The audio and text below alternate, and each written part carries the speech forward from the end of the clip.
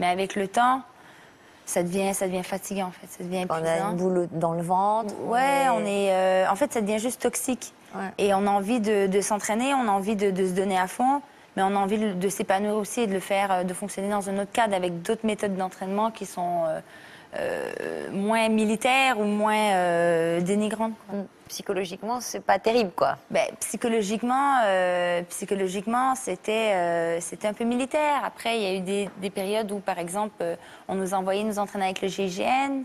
On m'avait également envoyé en stage d'aguerrissement en Guyane française pour faire un stage avec la Légion étrangère au centre d'entraînement forêt équatoriale. Donc, il y a eu des périodes où vraiment on nous poussait dans nos limites, on nous poussait dans nos retranchements. Et là, c'était encadré. Je sais que, bon, tu es en stage d'aguerrissement, donc tu es Par avec des exemple, vous vous militaires. souvenez de quel exercice là-bas? Tous les exercices, ils nous ont tout fait. Genre quoi? Ils nous ont tout fait. Ils nous ont fait rentrer dans une maison où il y avait de la lacrymo.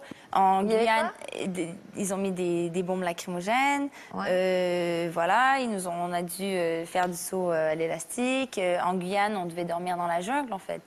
On a été pendant 2 semaines dans la jungle, en mode de survie, à devoir s'adapter à l'environnement et à faire des parcours les plus difficiles et avec une pression psychologique de la Légion.